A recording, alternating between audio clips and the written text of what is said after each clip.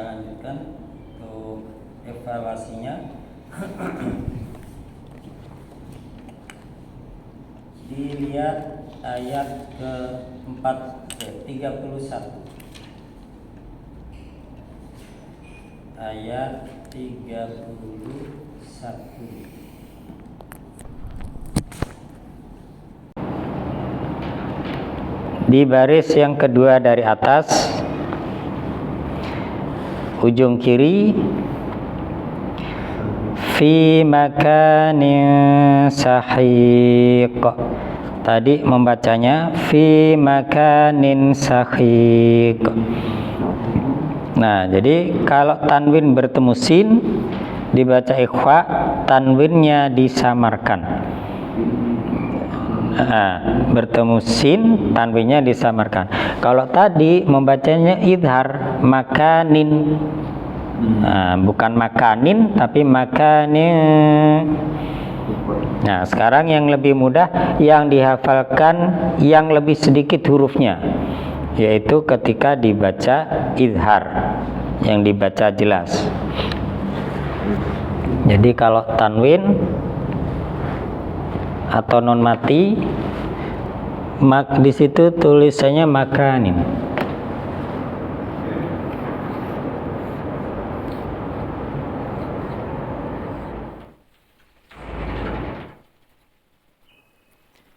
Makanin sahih. Nah, kalau tanwinnya bertemu dengan salah satu huruf yang 6, ini tanwin. Tanwin an, in, atau un, atau nun mati bertemu dengan salah satu huruf yang 6. Nah, ini tanwinnya dibaca jelas, suara n-nya. Huruf apa saja? 6 ini huruf yang ada di tenggorokan. Kalau dari paling bawah, hamzah. Pasangannya apa? Ha. Terus tenggorokan tengah. Jadi ini untuk menunjukkan posisi. Yang tengah, yang tanpa titik. Ya. Ha. Yang sama, yang tanpa titik, ain. Nah. Terus yang paling atas, yang ada titiknya, kho, di sini wain. Nah, kalau bertemu salah satu huruf yang 6 ini, baru n-nya, tanwinnya dibaca jelas. Nah, jadi kalau bertemu dengan 6 huruf ini, maka tanwinnya, n-nya dibaca jelas, jangan ditahan. Makanin, makanan, makanun. Nah, dan ke-6 ini huruf halak atau huruf halki. Makanya ini disebut bacaannya idhar. Idhar itu memperjelas. Kalau sholat yang siang hari namanya sholat apa? Zuhur. Karena jam-jam zuhur itu pencahayaannya paling cerah, kecuali lagi musim hujan. Nah, jelas idhar. Ini punggung, bahasa Arabnya zuhrun. Nah, ini kalau kita jalan ke sana dari belakang, apa yang kelihatan punggung nih, jelas. Nah, ini dibaca idhar. Nah, karena ini tempatnya tenggorokan, huruf yang 6 ini, maka jenisnya disebut idhar halqi. Halqi, bukan kholqi. Kalau kholqi, kholqun makhluk atau penciptaan. Kalau ha pakai ha, tenggorokan. Nah, jadi hanya beda titik, maknanya sudah berbeda. Nah, kalau yang di sahih, ya, nah ini ikhfa.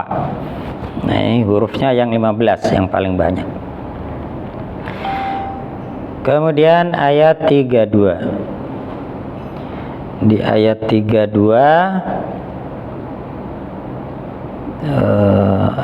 awal ayat ya, baris ketiga. Dzalika wa may yu'azzim huruf dha. Tadi saya mendengarnya dha-nya terlalu kuat. sehingga menyerupai huruf dal. Yu'addim. Nah, dha itu huruf yang lemah. Yu'azzim. Ada bukan yu'addim.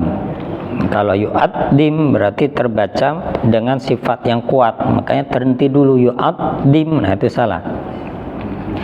Nah, ini huruf dha beda dengan dal. Jadi yang betul yu'azzim.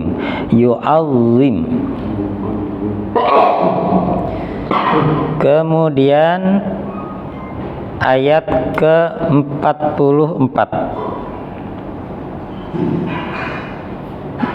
44. Ya, tadi baris kelima dari bawah. Baris kelima dari bawah, ujung kanan akhaltuhum.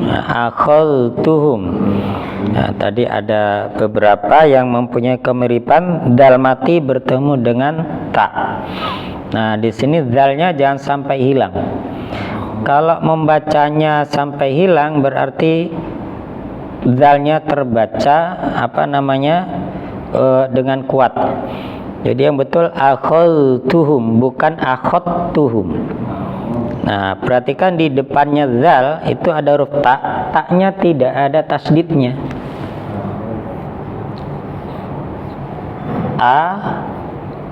Akhaltuhum.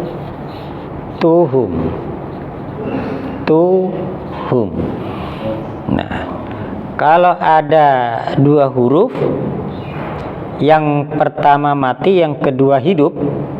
Di sini kebetulan yang mati zal, sesudahnya huruf hidupnya ta, taknya tidak ada tasdidnya, berarti zalnya masih terbaca dengan utuh. Akhul. Nah, apa tandanya masih terbaca? Akhul. Nah, jadi masih ada suaranya nyeret. Akhul. Nah, di sini tidak ada tasdidnya. Nah, seandainya ada huruf yang seperti ini, huruf mati terus huruf hidup, yang hidupnya ada tasdidnya, berarti menunjukkan huruf yang pertama itu hilang. Nah, misalnya ini contohnya.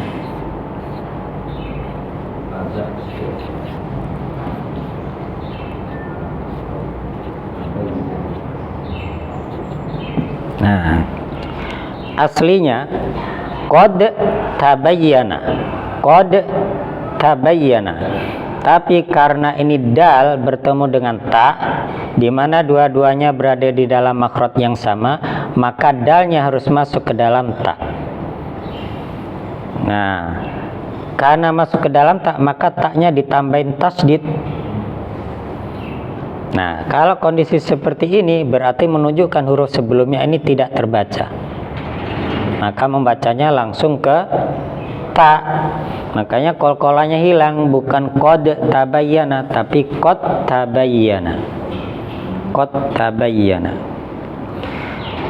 Nah, yang terkadang orang salah misalnya ini.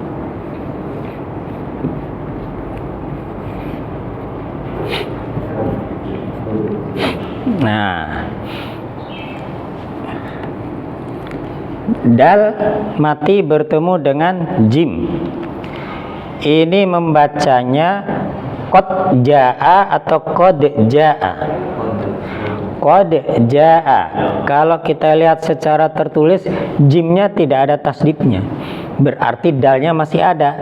Sebagai tanda dalnya masih ada, dalnya dikolkolahkan qad. Nah, di lafaz ini banyak orang yang salah membaca qad jaa. Nah, jadi ini kenapa kok tidak dimasukkan dalnya ke dalam jim? Karena makhrajnya berbeda. Ada lagi satu lagi yang suka salah orang, bukan.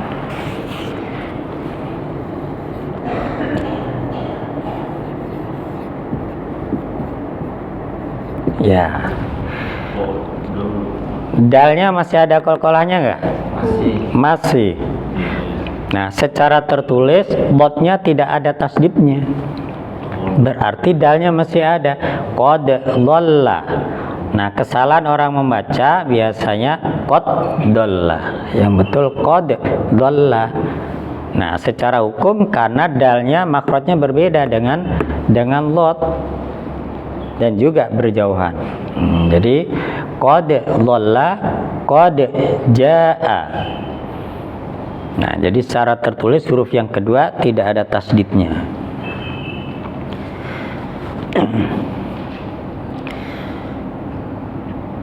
Kemudian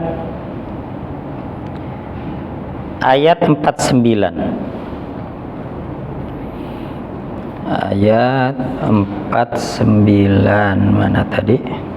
Ya, baris keempat dari atas. Kalau saya baca begini salahnya di mana? Qul ya ayyuhan nasu. Di mana?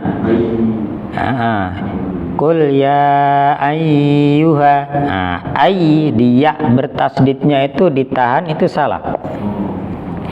Nah, sehingga cukup ditekan saja tanpa ditahan. Ya ayyuha, ayyu. Nah, kenapa tidak perlu ditahan? Karena ini bukan idgham bi gunnah. Karena di sebelumnya tidak ada nun mati atau tanwin. Nah, bedakan dengan kalau ya bertasdid sebelumnya ada tanwin. Nah, ini untuk pembanding. Untuk pembanding ayat 47 baris paling atas. Yang di atasnya yang tadi. Baris paling atas, wa yasta'jilunaka bil 'adzabi wa lan yukhlifa. Nah, itu ya-nya bertasdid itu. Tapi ditahan dulu 2 harokat. Kenapa? Karena ada nun mati. Wa lan yukhlifa, lan yukhlifa. Nah, jadi yang membuat ditahan 2 harokat bukan karena tasdidnya, tapi karena sebelumnya ada nun mati.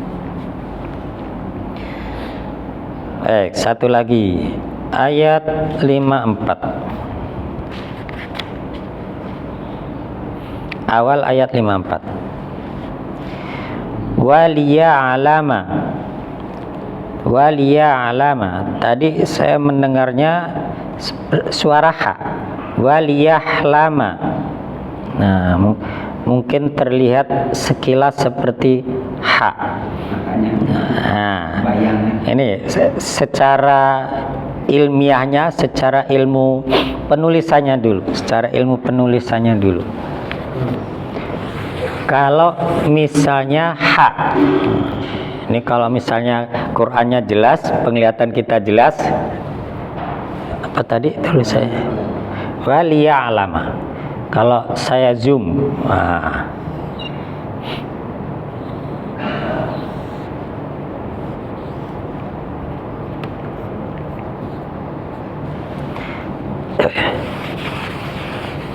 ini pembanding.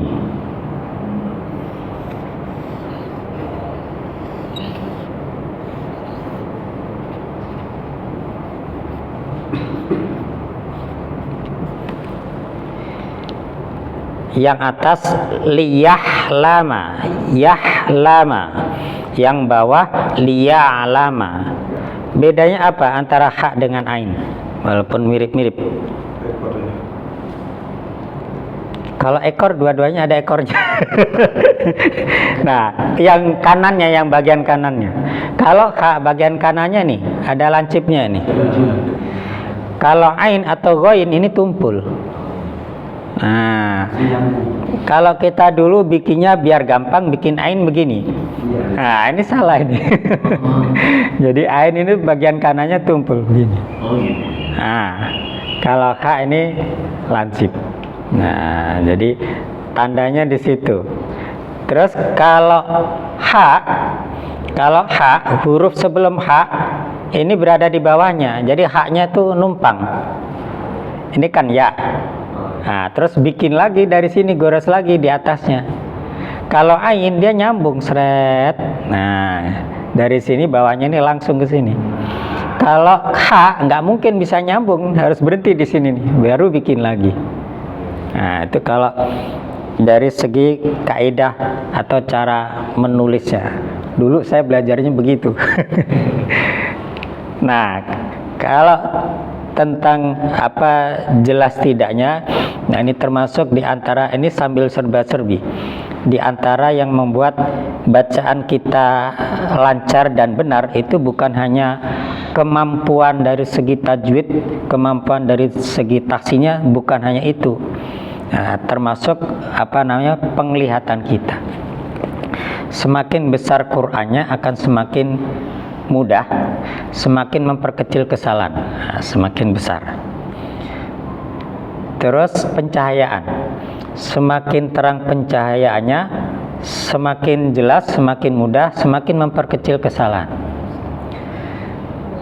Terus kemampuan melihat kita, nah, itu juga berpengaruh. Nah, jadi kalau saya dulunya baru-baru ini deh, kira-kira setahun sebelum pandemi, saya Quran saku masih bisa lihat. Pas jelang pandemi itu saya sudah mulai merasa kok kayaknya sudah nggak bisa nih. Nah, tapi kalau yang setengah buku tulis yang segini itu masih bisa. Pas pandemi pun masih bisa yang setengah. Cuman pas pandemi akhir itu yang setengah buku tulis sudah nggak bisa. Nah, sudah mulai susah, harus pakai pencahayaan yang terang, kadang dibantu pakai itu HP gitu. Nah, setelah pandemi sudah semakin berkurang, udah nggak bisa tuh baca yang setengah buku tulis. Nah, kecuali yang full ayat ya. Kalau yang ada terjemahnya kan ayatnya berarti kecil, itu udah nggak bisa. Sekarang ini yang ukuran buku tulis saja ini, kalau nggak dijauhin gini nggak bisa baca ini. Nah, jadi untuk membantu meminimalisir kesalahan membaca, ukuran Al-Qur'annya juga berpengaruh. Pencahayaan, maka saya selalu ini saya nyalain. Maksudnya biar mengurangi kesalahan. Nah, iya. Tanwin sama fathah itu. Nah, jadi ini sekalian request usul, nanti difasilitasi ada Quran yang agak gedean. Ya. Kemarin kayaknya ada ya Al-Kamil ya. Kalau Al-Kamil kan ada terjemahannya.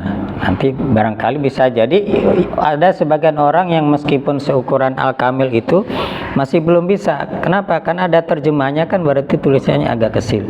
Nah, jadi nanti ini juga ada yang ukuran A4 yang jenis ini. Nah, itu serba-serbi. Baik, silakan kalau ada yang ditanyakan sebelum kita lanjutkan ke tajwidnya. Iya. Untuk waqaf, untuk akhiran fathah plus alif panjang kan ya? Iya. Sedangkan kalau yang akhirannya tidak ada alifnya, kasroh tapi panjang ke bawah itu tidak dibaca panjang. Misal Robbihi, iya. Alif bawah, terus sama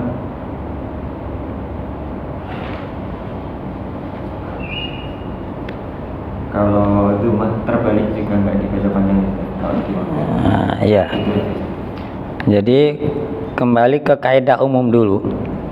Ketika kita wakaf, maka huruf terakhir dimatikan. Jadi itu kaidah umumnya dulu seperti itu. Ketika wakaf, huruf terakhir dimatikan. Kasabin. Ketika wakaf, bacanya apa? Kasab. Nah, ini jangan terpengaruh, jangan jadi kasab. Kalau sebelum terakhir pendek, ya pendek bacanya. Nah, kasab. Termasuk misalnya tadi apa yang di bihi apa? Yang ke bawah ya. Robbihi ya, misalnya Robbihi. Ini berhenti misalnya, berhenti. tetap kaidahnya huruf terakhir dimatikan. Rabbi. Nah, jangan menjadi Rabbi. Nah, ini pendek Rabbi. Yad'u lahu. Yad'u lahu. Nah, begini ya tulisannya ya, domah terbalik. Ketika berhenti huruf terakhir dimatikan, ganti sukun. Yad'u lah. Nah, terus nyambung tadi yang fathatain ada alifnya. Tadi mana tadi barusan saya lihat hasanan. Nah, ayat 86 baris keempat dari bawah, wa dan hasanan. Hasanan.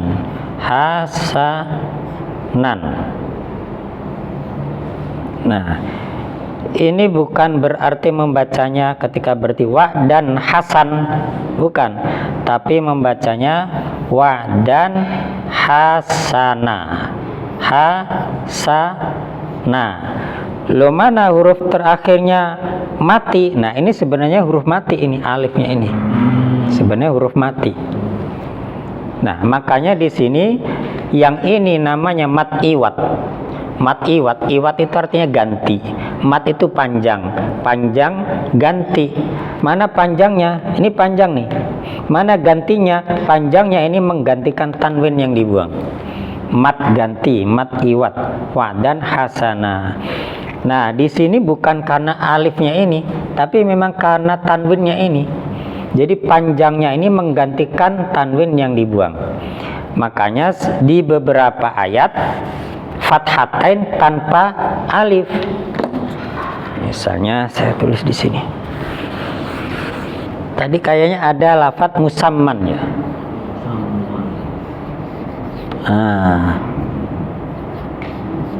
Terus di sini berhenti.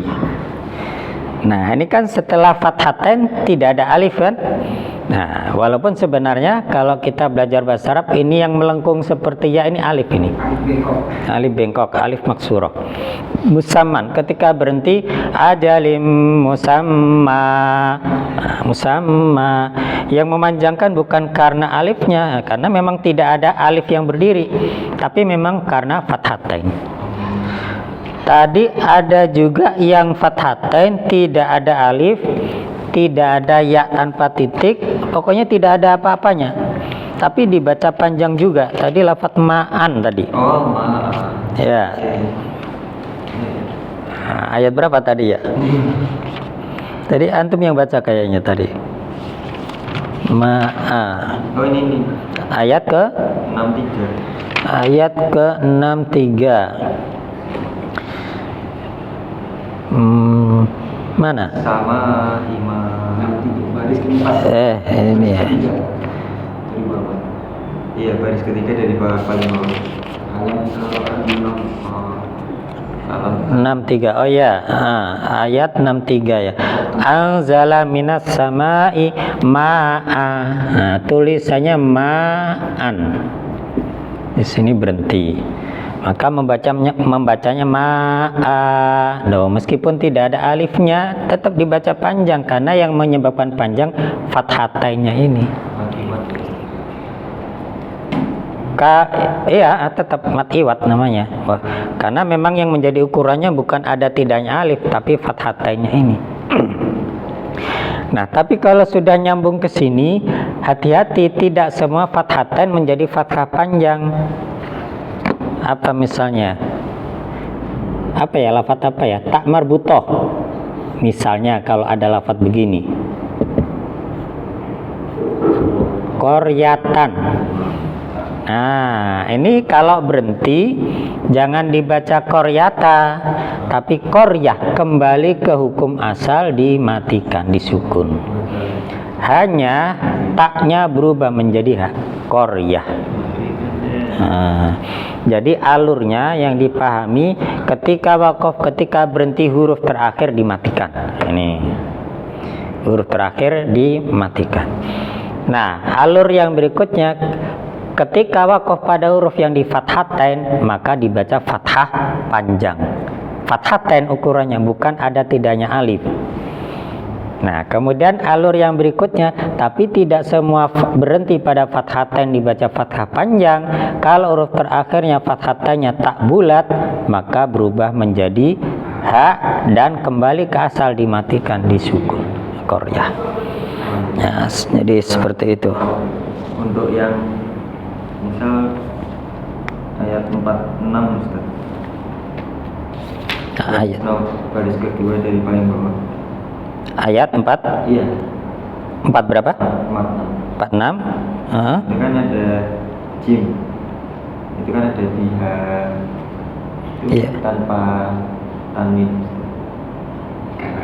Karena ada alifnya berarti ya. Iya, karena Fathah plus alif. iya, karena alifnya itu mat tobi'i.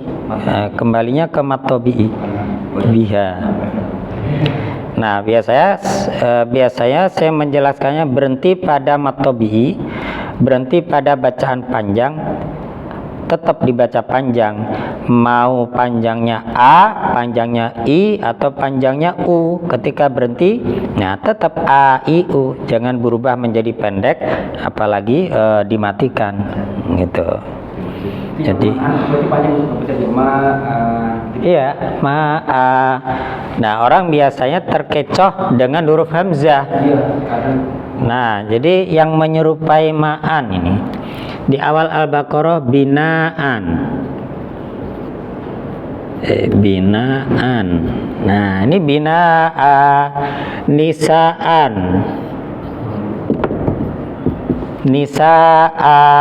Ma'an. Nah, yang paling banyak ma'an, air. Ketika berhenti ma'an. Nah, jadi ukurannya fathatainnya ini. Nah, cuman orang biasanya kalau hamzah bingung ini, gitu. Jadi jangan terpengaruh ke huruf hamzahnya itu, tapi fathatainnya itu. Ustaz, izin nanya di surat An-Nasr yang Hidayah. Iya. Wakofnya itu kan fathu ya. Iya. Jadi fath gimana? Cara fath. Fath. Hati-hati taknya jangan dipantulkan. Fath. Idza jaa nasrullahi wal fath. Nah, ada tahnya salah. Wal fath. Fath. Jadi huruf terakhirnya tetap terbaca. Maksudnya terbaca itu sifatnya masih dapat. Jadi harus ada angin yang keluar, wal fath. Sama yang di bawahnya ayat ketiga. Fasabbih bihamdi rabbika wastaghfir. Terakhirnya harus huruf haknya itu. Nah, hati-hati jangan dipantulkan roknya wastaghfir. Nah, itu salah. Nah, karena roknya bukan huruf qalqalah. Ketika ini Ustaz kan ada waraitan nasa yadkhuluna fi dinillahi afwaja. Nah itu kan ada yang diwasal pakai afwaja, fasabbih apa? Iya. Bagusnya gimana Ustaz? Nah, Ulangan pasal afwaja. sebenarnya memang mungkin orang terpengaruh dengan tanda lam alif gitu. Jadi kalau dalam kaidahnya kalau berhenti pada harusnya tidak boleh berhenti pada lam alif ya. Tapi kalau tidak sengaja atau memang karena nafasnya tidak kuat berhenti pada lam alif, maka harus diulang kalau lam alifnya masih di tengah-tengah ayat. Tapi kalau lam alifnya sudah di akhir ayat, maka tidak harus diulang. Nah, langsung dilanjutkan sesudahnya. Nah, makanya perhatikan bacaan imam-imam yang di murattal itu. Apakah di setiap ayat di bagian juz amma kalau ketemu lam alif terus diulang-ulang? Nanti lama, nanti nggak selesai karena di juz amma memang banyak pendek-pendek ayatnya dan banyak lam alifnya. Nah, kalau kita lihat Al-Falaq saja, Qul a'udzu birabbil falaq. Nah, itu kan sudah akhir ayat, tapi dikasih tanda lam alif. Nah, ini karena terkait dengan maknanya masih sangat dekat. Qul, katakan aku berlindung kepada Tuhannya Al-Falaq. Min syarri ma khalaqa, dari keburukan apa yang diciptakan. Jadi kan tadi berlindung kepada Allah, kepada Tuhan. Berlindung dari apa? Min syarri ma khalaq, dari keburukan, dari apa yang diciptakan. Wa min syarri ghasikin, dan dari keburukan malam. Nah, jadi karena nyambung dan, makanya dikasih tanda lam alif. Nah, untuk menunjukkan seandainya itu sebuah kalimat itu belum titik. Loh, kalau belum tuntas kenapa kok dikasih tanda, kok sudah dikasih akhir ayat 1, akhir 2? Itu namanya tauqifi.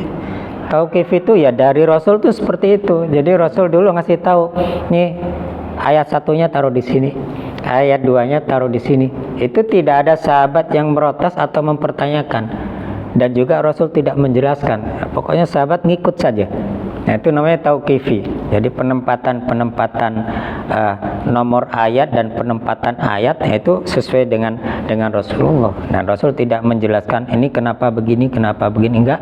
Dan sahabat juga tinggal ngikutin aja, sami'na wa ata'na. Nah, tinggal kita kan tinggal memanfaatkan, tinggal membaca.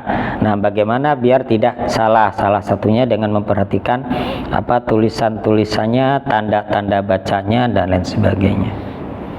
Nah, jadi seperti yang ditanyakan tadi, lam alif, tanda lam alif kalau berada di tengah-tengah ayat maka sebisa mungkin untuk tidak berhenti. Tapi kalau sudah kadung berhenti maka diulang dari sebelumnya. Tapi kalau lam alifnya sudah berada di akhir ayat tidak perlu diulang. Tapi kalau mau mengulang ya tidak apa-apa. Nah, gitu.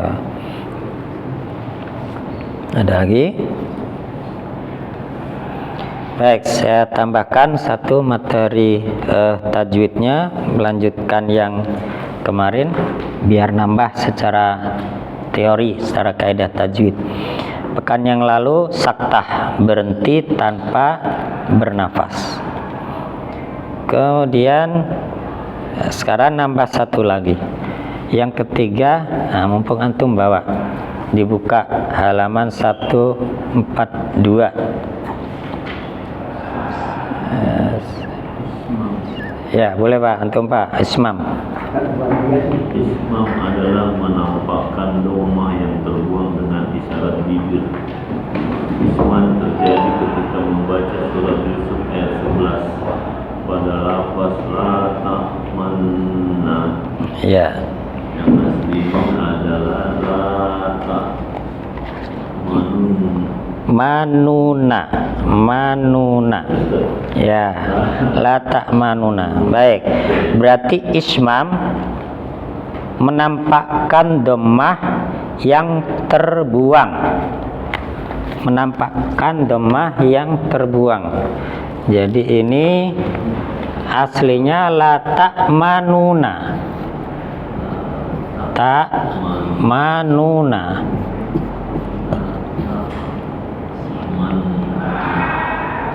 Aslinya begini, la ta'manuna. Di sini menampakkan dhammah yang terbuang. Dhammahnya mana? Dhammahnya apa yang terbuang nih? Nah, dari segi suara nu-nya itu dibuang. Tapi isyarat ketika orang membaca dhammah itu jangan dibuang. Isyaratnya apa? Kalau orang membaca dhammah pasti bibirnya moncong, membulat. Manuna. Nah, menyebut dhammah kalau nggak mau membulatkan bibir pasti nggak jadi nggak bisa. Nah, isyarat membulatkan bibir mulut itu tetap ada. Nah, tapi suara nu-nya itu hilang.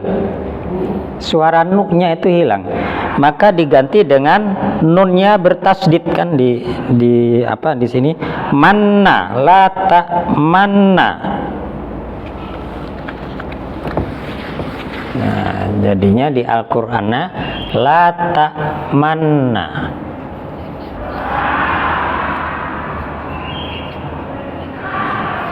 Nah, ketika menyebutkan dhammah, afan, antum lihat ke saya. Karena makanya kalau di buku ini kan cara ini harus langsung melihat dari seorang guru.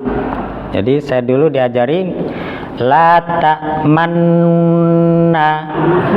Nah, ketika mendengungkan apa nun, bukan manna tapi manna. Nah, jadi ketika mendengungkan dua harokat, bibirnya harus membentuk seperti dhammah. Manna. Jadi manna. Nah, gitu. Jadi asalnya man kan biasa man. Nuna, manna. Nah, itu makanya benar di sini tulisnya harus melihat. Nah, la ta'manna. Nah, berapa lama dengungnya? Ya sebagaimana gunnah yang lainnya 2 harokat. La ta'manna. Nah, memonyongkannya juga sedang, dalam pengertian jangan kelamaan. La ta'manna. Oh, nanti jadi 4 harokat nanti. Juga jangan terburu-buru. La ta'manna. Malah kurang nanti. Nah, jadi Ismam cara membacanya seperti itu, dan ini satu-satunya di surat Yusuf ayat ke-11. La ta'manna. Baik, saya kira itu pelajaran kita pada pagi hari ini. Mudah-mudahan Allah Subhanahu wa taala menambahkan keberkahannya kepada kita semuanya. Kita akhiri dengan doa kafaratul majlis. Subhanakallahumma wa bihamdika asyhadu an la ilaha illa anta astaghfiruka wa atubu ilaik. Assalamualaikum warahmatullahi wabarakatuh.